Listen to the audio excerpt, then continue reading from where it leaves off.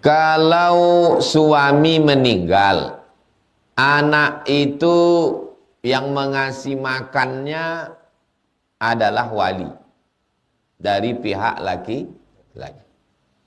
Kalau emak ayahnya berpisah, siapa yang mengasih makan anak itu? Ayahnya. Nikah maknya dengan lakinya yang baru.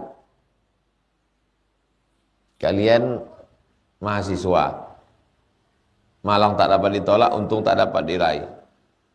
Nikah dapat 3 in 1, dapat sepaket, janda anak 2.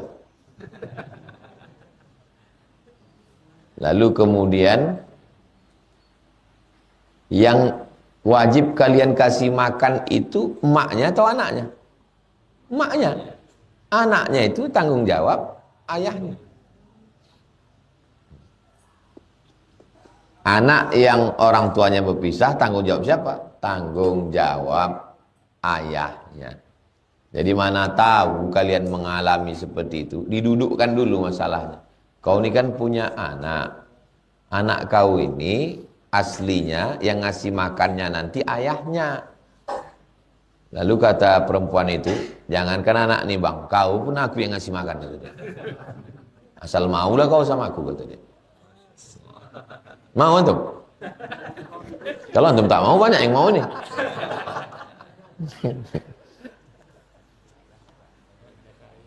Apa hukumnya istri memberikan uang untuk keluarganya, ayahnya, emaknya, adiknya, kakaknya, tanpa sepengetahuan suaminya? Perempuan punya kebun sawit, punya kos-kosan di dekat Undri, punya kafe, nikah dia sama laki-laki. Pertanyaannya, apakah kebun sawit, kos-kosan dan kafenya itu berpindah hak milik jadi milik lakinya? Tidak. Dalam Islam ada harta milik laki, ada harta milik istri. Misalnya kalian PNS, amin. Banyak orang yang mau PNS. Nikah juga sama bini PNS. Sama-sama ketemu waktu LPJ. Nikah, gajinya sama. Laki gaji 3 juta, bini gaji 3 juta. Apakah dengan menikah lalu 3 juta gaji bini otomatis pindah ke laki? Tidak. Gaji laki punya laki, gaji bini punya bini. Apa beda gaji bini sama gaji laki? Dalam gaji laki itu ada nafkah, makan, minum, pakaian, tempat tinggal, sekolah anak, rekening listrik. Itu maka kening laki lebih berkerut dari kening bini. Sama-sama 3 juta gaji karena sama-sama lulus tadi. Gaji si laki ini full tanggung jawab, sedangkan gaji si bini utuh. Itu maka cerah muka dia. Enggak menanggung uang listrik, tak menanggung uang sekolah anak, utuh 3 juta bulat punya dia. Itulah beda gaji laki sama gaji bini. Lalu kemudian mau dikasihnya emaknya duit, pakai gaji dia yang 3 juta tadi. Boleh? Orang punya dia. Tapi sebagai adab. Sebagai adab. Bang, kau kan lakiku. Aku tak mau rusak hati kau. Sebetulnya duit kau lah yang mengasih makku. Tapi karena gaji kau pun sama gajiku dan banyak tanggunganmu, maka untuk lebaran ini ku kasih emakku THR, ayahku, adikku, abangku, kakakku. Antum tinggal mengangguk aja. Iyalah. Antum tidak berhak melarang. Orang itu punya dia. Itulah maka pentingnya laki-laki tahu mana hak kewajiban dia. Dan perempuan pun tahu. Supaya jangan salah. Kalau tidak, kenapa laki-laki ini salah cakap? Kenapa laki-laki salah pukul? Gara-gara dia salah paham. Disangkanya duit 3 juta itu punya dia. Itu bukan punya kau, laki-laki itu punya dia. Terserah dia mau kasih kemana. Tapi karena dia udah ngaji, dia kasih tahu ke kau. Sebenarnya bang, aku tak perlu minta izin sama kau. Ini kan duit aku. Tapi karena kau imamku, maka duit 3 juta ini kuserahkan sama kau semua. Yang 3 juta. Karena ada 30 juta tunjangan untuk aku. Jadi yang upil-upil ini kukasihlah ke kau. Karena aku tahu kau kan termasuk asnaf fakir miskin yang 8. Asnaf zakat itu kau salah satunya bang. Satu-satunya kesalahanku dalam hidup ini cuma satu bang, mencintaimu. Kadang jujur itu menyakitkan memang. Jadi begitu tentang masalah duit laki-laki sama duit perempuan. Kalau saya sedang menjelaskan ini, banyak perempuan yang senang dengan penjelasan itu. Bagaimana kita tahu tentang ridha Allah? Apakah kita sudah berusaha lalu tak dapat, lalu kita merelakan? Apakah itu ridha Allah? Ridha itu, bahasa Indonesianya ridha itu apa? Hah? Sudah jadi bahasa Indonesia, rela. Ridho. Kenapa ya nyebut rela. Selamat Hari Raya Idul Fitri, mohon maaf, zahir. Zahir. Kenapa ya menyebut lahir batin. Zahir batin. Jadi banyak huruf-huruf itu berubah. Jadi ridho itu rela. Gimana ridho itu Pak Ustaz? Ridho itu begini. Waktu antum memandikan mayat, memandikan orang mati, lalu diambil kapas sama kain putih, dicucukkan ke kayu, dimasukkan ke hidung jenazah itu sama telinga. Ada jenazah itu yang melawan? Enggak ada kan? Itulah ridho. Itulah ridho. Puncak dari ridho adalah saat orang tidak melawan dengan takdir Allah, kal mayyit baina ghasilihi, seperti mayat tak melawan saat dimandikan oleh orang yang memandikannya. Itulah dia puncak ridho. Kalau masih melawan, belum. Raditu billahi rabba, aku ridho menerima engkau sebagai Tuhanku, menerima segala keputusanmu, sebagaimana mayat ridho menerima segala perbuatan orang yang memandikannya. Itulah ridho. Antum yang mengantarnya ke kampus, membawanya ospek, mengenalkannya ke senior, menyelamatkannya dari penjahat. Antum yang nyarikan kos-kosannya, tapi nikahnya dengan orang lain. Dan di saat itu antum tak melawan seperti mayat. Nah, itulah dia ridho. Ridho menerima keputusan Allah. Tapi kalau antum masih mengamuk, menumbuk dinding, belum ridho. Tapi kau ngaji sama Ustaz Somad, kata Somad ridho. Aku yang lain ridho, yang ini tidak. Belum putus kajian teman. Kalau putus kaji orang lain.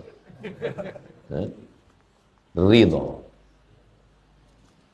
Makanya sahabat-sahabat Nabi itu as-sabiqun al-awwaluna minal muhajirin wal ansar walladzina taba'uhum bi ihsan. Mereka itu radhiyallahu anhum. Allah meridai mereka. Dari mana saya tahu Pak Ustaz saya ini diridai Allah? Buka kitab Ar-Risalah Al-Qushairiyah. Kata ulama, saya tahu kapan saya diridai Allah. Hah? Bagaimana pula kau tahu kapan kau diridai Allah? Ketika aku ridha menerima keputusan Allah, disitulah Allah ridha kepada. Tahu kita haji mabrur? Enggak. Tahu kita dapat Lailatul Qadar? Tidak. Tahu kita dapat taubat nasuha? Tidak. Tapi kita bisa tahu kapan kita diridhai Allah. Kapan? Ketika kita ridha dengan keputusan Allah. Disitulah Allah sedang meridhai kita. Makanya yang paling berat dalam hidup ini adalah ridho. Ridho paling berat. Semua penghuni surga sudah masuk. Mudah-mudahan kita termasuk. Lalu kemudian Allah bertanya, ya ahlal jannah, wahai penghuni surga, madza turidun? Kalian sudah dapat makan, minum, istana, semua sudah dapat. Apa kata penghuni surga? Ada satu yang kami belum dapat, ya Allah. Apa itu? Ridhamu, kami belum dapat. Apa kata Allah? Yang dapat ridhaku cuma satu. Siapa itu? Orang yang ridha menerima keputusan. Makanya waktu dalam tawaf itu, antara rukun Yamani sama Hajar Aswad, doanya, Allahumma, Allahumma, inna nas'aluka ridhaka wal, lebih dulu ridho atau jannah? Ridho. Kenapa? Karena kalau dapat jannah belum tentu dapat ridho. Tapi kalau dapat ridho pasti dapat jannah. Kebetulan nama suaminya ridho, istrinya jannah. Masya Allah. So sweet. Apakah mandi wajib seorang? Oh, mandi masih wajib. Mandi wajib pula. Apakah masih wajib seorang bapak memberikan nafkah kepada anaknya yang menuntut ilmu walaupun anaknya sudah mendapat beasiswa dan bantuan? Ini mungkin pesan khusus ini dari anak yang tak dikirim lagi sama bapaknya. Jadi mau direkamnya, mau dikirimkannya ke ayahnya. Kata Ustadz Somad, kirim juga ya, kata dia kan. Saya dapat beasiswa dari Al-Azhar. Beasiswa saya 162 pon. 50 pon untuk sewa rumah, 50 pon untuk iuran makan, 20 pon untuk beli buku, 20 pon untuk ongkos bis, 20 pon saya simpan dalam buku, mana tahu tiba-tiba sakit. 4 tahun tak pernah minta duit. Mak ayah saya bukan fakir miskin. Ada, sebatang 2 batang sawitnya ada. Tapi saya minta tak mau. Sampai kata mak saya, ada ini orang kampung kita mau haji, ku kirimlah duit sama dia. Supaya nanti di akhirat kalau aku ditanya Allah, pernah aku mengirim duit ke kau? Dikirim mak nilah selembar 100.000. Dibawa sama jamaah haji itu serahkan ke saya. Saya bilang tak usah kirim. Supaya nanti kalau di akhirat kalau aku ditanya Allah, pernah kau kirim anak kau duit? Bisa aku menjawab pernah, kata mak. Saya tak mau. Saya tak mau minta duit. Jadi kalian, banyak mahasiswa ini nanya, gimana caranya biar fokus belajar Pak Ustadz? Mudah aja, jangan kirim duit. Insya Allah fokus kalian, saya sudah menerapkannya. Fokus saya belajar. Kenapa malam mau ke mall, mau kongko-kongko? Itu kan karena berduit. Coba kalau tak berduit. Saya 4 tahun di Mesir tidak pernah ke KFC sekalipun. Tidak pernah ke mall sekalipun. Dan tidak pacaran. Kenapa? Tak berduit. Mana mau orang kita tak berduit? Coba kalau dikirim mak ni dulu dolar-dolar. Playboy cap tupai udah. Jadi hukum asalnya orang tua wajib menafkahi kalian. Adapun prestasi kalian, milik kalian itu memang punya kalian. Maka sebagai orang tua dikirimnya, sebagai anak ditolaknya.